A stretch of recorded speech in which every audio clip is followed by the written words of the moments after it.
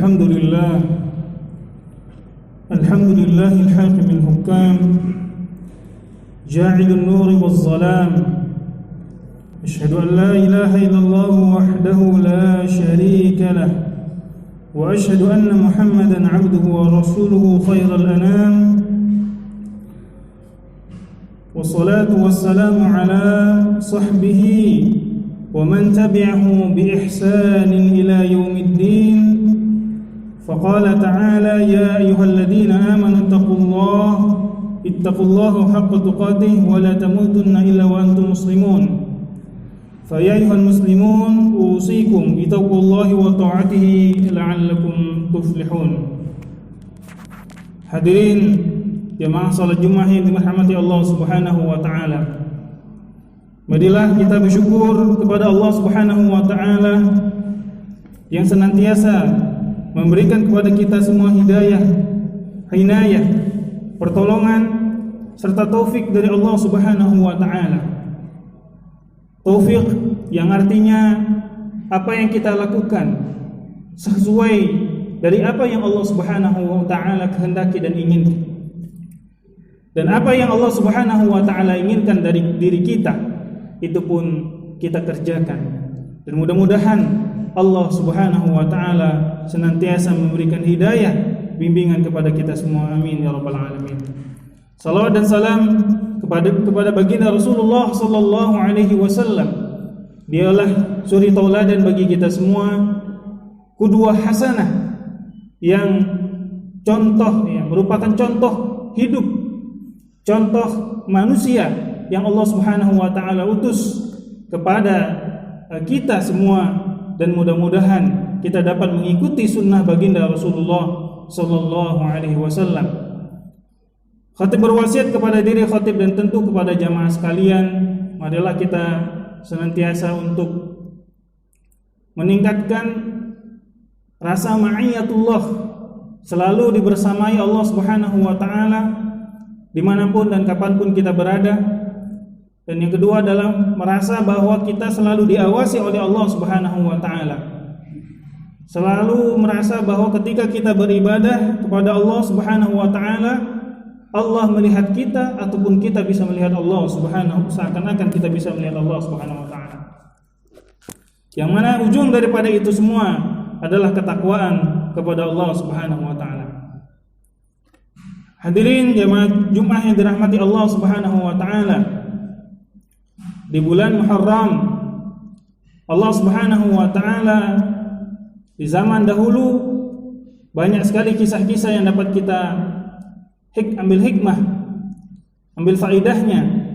Di antaranya adalah bagaimana Allah Subhanahu wa taala menguji para hamba-hambanya, menguji para orang-orang yang Ia cintai, para rasul, para anbiya wal mursalin. Nabi Ayyub alaihi salam diuji oleh Allah Subhanahu wa taala. Diambil semua anak-anaknya, dimatikan Allah Subhanahu wa taala anak-anaknya, diambil, kemudian hartanya habis, kemudian ditinggalkan oleh orang-orang yang dicintai. Pun Nabi Yusuf alaihi salam harus menyicipi jeruji besi, alias dimasukkan, dijebloskan dalam penjara karena difitnah. Kemudian juga Nabi Musa alaihissalam dan beserta kaumnya dikejar oleh Fir'aun dengan bala tentaranya. Hampir-hampir Nabi Musa dan kaumnya dibunuh dan disiksa oleh Fir'aun laknatullahi alaihi. Dan begitu juga Nabi kita Muhammad sallallahu alaihi wasallam diuji oleh Allah Subhanahu wa taala, harus meninggalkan tempat kelahiran beliau, tanah yang dimuliakan, Makkatul Mukarramah, berpindah dari Makkah menuju Yathrib yang kemudian akan menjadi Madinah Munawwarah. Nabi dalam perjalanannya diuji oleh Allah Subhanahu wa taala, dikejar-kejar oleh kafir Quraisy, hampir-hampir Nabi dibunuh pula oleh mereka. Tapi dengan izin Allah diselamatkanlah Nabi kita Muhammad sallallahu alaihi wasallam.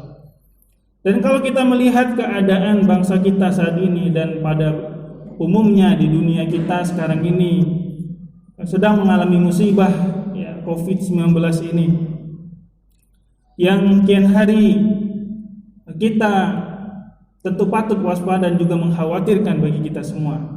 Dan ini kita lihat dari perspektif ujian, jangan dilihat dari perspektif bencana. Kenapa demikian?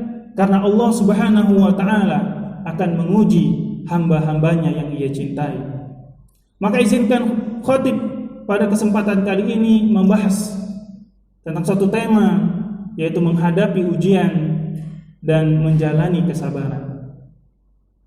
Jamaah yang dirahmati Allah Subhanahu wa ta'ala, di dalam Al-Qur'anul Karim Allah Subhanahu wa ta'ala berfirman, a'udzubillahi minasyaitonir rajim, bismillahirrahmanirrahim, ya ayyuhalladzina amanu ista'inu bis-sabri was-salah innallaha ma'as sabirin. Wahai orang-orang yang beriman, maka mintalah pertolongan kepada Allah dengan sholat dan dengan kesabaran. Sesungguhnya ma'iyatullah atau kebersamaan Allah Subhanahu wa ta'ala akan selalu meliputi orang-orang yang bersabar. Apa yang dapat kita ambil hikmahnya dari ayat ini? Bahwa Allah Subhanahu wa ta'ala senantiasa akan memberikan ujian kepada orang-orang yang beriman, kepada orang-orang yang mengaku telah meyakini Allah sebagai Tuhannya dan Nabi Muhammad sebagai Rasulnya dan Al-Quran sebagai kitabnya. Am hasibtum an tadkhulul jannah walamma ya'tikum mathalul ladzina khalau min qablikum massathumul ba'sa wad dharra. Apakah kalian mengira akan masuk surga dengan percuma-cuma saja? Sebelum datang kepada kalian ujian sebagaimana orang-orang sebelum kalian, ujian yang perih, pedih, kesulitan dan lain-lainnya. Hadirin jamaah Jumat yang dirahmati Allah Subhanahu wa ta'ala.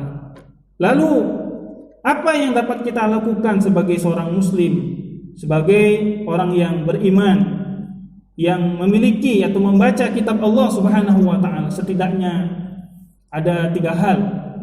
Yang pertama adalah bagaimana kita senantiasa memperbaiki hubungan kita dengan Allah Subhanahu wa ta'ala dan hubungan kita dengan orang tua kita. Jamaah Jumat yang dirahmati Allah Subhanahu wa ta'ala, memperbaiki hubungan kita dengan Allah yaitu dengan senantiasa beristighfar kepada Allah Subhanahu wa ta'ala. Tubu, sebagaimana firman Allah Subhanahu wa ta'ala, tubu ilallahi jami'an ayyuhal mu'minun la'allakum tuflihun. Bertaubatlah kepada Allah wahai orang-orang yang beriman, semuanya daripada kalian, agar kalian menjadi orang-orang yang sukses. Dan ini pun dikisahkan oleh para ulama bagaimana Hasan Al-Basri didatangi oleh para jamaahnya yang meminta beliau agar memberikan nasihat, ya, karena 3 golongan atau tiga kali orang yang meminta kepada beliau. Golongan yang pertama atau orang yang pertama meminta agar Hasan Al-Basri kemudian memberikan nasihat karena sudah lama tidak turun hujan. Kemudian beliau mengatakan perbanyak istighfar dan taubat. Kemudian gelombang yang kedua datang lagi kepada beliau dengan orang yang lain, orang yang tidak memiliki anak, kalau belum dikaruniai oleh Allah Subhanahu wa ta'ala keturunan. Kemudian Hasan Al-Basri rahimahullah ta'ala mengatakan banyaklah istighfar dan bertaubat. Lalu kemudian datang lagi orang yang lain yang kemudian mengadu kepada Hasan Al-Basri bahwa tidak turun hujan. Maka Hasan Al-Basri mengatakan banyaklah bertaubat dan beristighfar. Lalu kemudian saat itu muridnya bertanya kepada Hasan Al-Basri, wahai Hasan Al-Basri, wahai guruku, kenapa dengan 3 orang berbeda dan pertanyaan pun berbeda, jawabannya sama? Kemudian Al-Imam Al-Hasan Al-Basri kemudian menyebutkan salah satu firman Allah di dalam surat Nuh, kalau tidak salah 10, 11 dan 12. Allah Subhanahu wa ta'ala firman, faqultu astaghfiru rabbakum innahu kana ghaffara yursilis samaa'a 'alaikum midrara wa yumdidukum bi amwalin wa banina wa yaj'al lakum anhara. Yang artinya, maka katakanlah beristighfar kepada Tuhan kalian yang Maha Pengampun. Niscaya Allah Subhanahu wa ta'ala yumditkum bi amwal, yursilis sama alaikum midrara, ya, akan Allah turunkan hujan. Wa yumditkum bi amwal, dan Allah Subhanahu wa taala akan menambahkan harta. Jadi kalau harta kita dalam keadaan sedikit, harta kita dalam keadaan seret, maka banyak-banyaklah istighfar kepada Allah Subhanahu wa taala dan kembali kepadanya. Wa banina, dan Allah Subhanahu wa taala akan memperbanyak anak dan keturunan. Hadirin jamaah Jumat yang dirahmati Allah Subhanahu wa taala, langkah yang kedua adalah bahwa kita berusaha untuk berdoa sebagaimana doanya para nabi dan rasul. Sebagaimana tadi dikisahkan oleh khatib bahwa nabi dan rasul terlebih dahulu mendapatkan ujian-ujian yang paling berat dihadapi oleh manusia. Andai kita diuji oleh Allah Subhanahu wa taala dengan ujian para nabi dan rasul tersebut, niscaya kita tidak akan sanggup untuk memikulnya. Salah satu nabi yang diuji juga cukup berat adalah Nabi Ayyub alaihissalam. Beliau yang tadinya hidup kaya raya, berkecukupan, anaknya banyak, ya, istri pun soleha, namun diuji oleh Allah Subhanahu wa taala dengan anak-anaknya meninggal dunia, harta-hartanya habis, ditinggalkan oleh istrinya, dan kemudian juga beliau mendapatkan sakit. Maka di dalam Al-Qur'anul Karim disebutkan bahwa Nabi Ayyub alaihissalam pada akhirnya berdoa kepada Allah Subhanahu wa taala. Wa iznada Ayyub, ketika itu berdoa Ayyub alaihissalam kepada Allah Subhanahu wa taala, anni massani dur wa anta arhamur rahimin.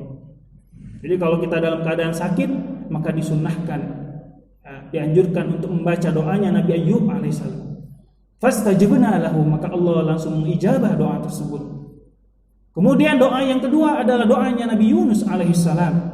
Diriwayatkan oleh Imam At-Tirmizi yang disahihkan oleh Syekh Al-Albani mengatakan bahwa doanya Nabi Yunus alaihissalam ketika di dalam perut al-hut, ya, di dalam perut ikan paus, di dalam kegelapan, Nabi Yunus alaihissalam berdoa kepada Allah Subhanahu wa taala. Iznada Zunnuni, ya, ketika Zunnun atau Nabi Yunus alaihi berdoa kepada Allah Subhanahu wa taala dengan doa la ilaha illa anta subhanaka inni kuntu minaz zalimin. Nabi SAW bersabda dalam riwayat Ahmad yang disahihkan oleh para muhaddisin bahwa lam yad'u ahadun rijalun muslim fi syai'in qattun illa istajaballahu lahu. Tidak ada seorang muslim berdoa untuk segala apapun selama dia kebaikan, ya, dengan doanya Nabi Yunus alaihissalam ini, niscaya dia akan diijabah oleh Allah Subhanahu wa taala.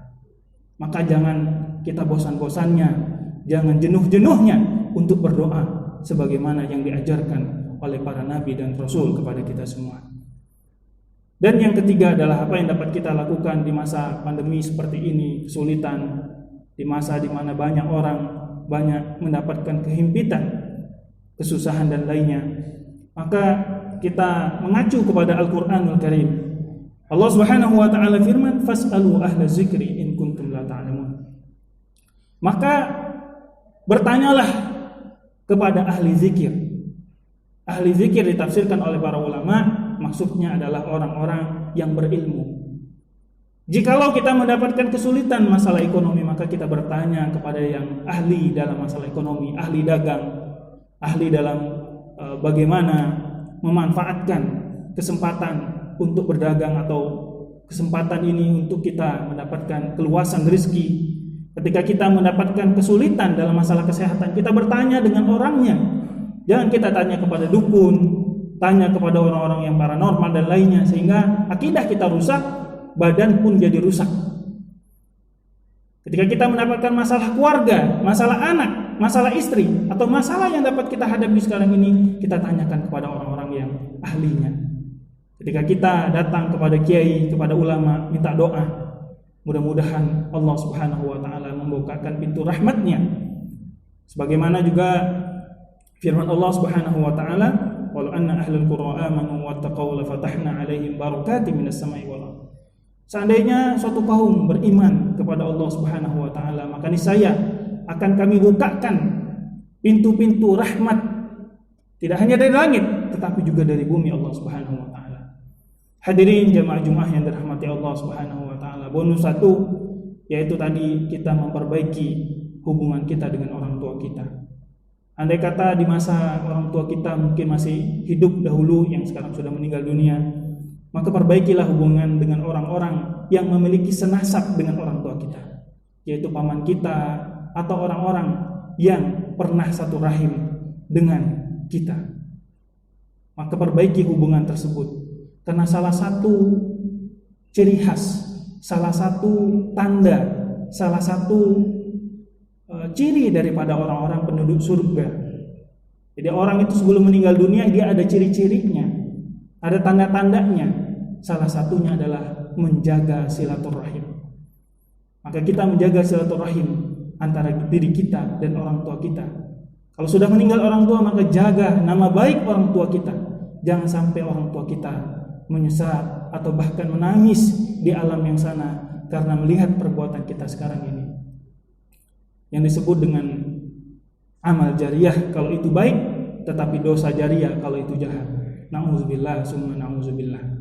Mudah-mudahan yang sedikit ini dapat kita amalkan dalam kehidupan kita, dan mudah-mudahan kita selalu dalam lindungan Allah Subhanahu wa taala.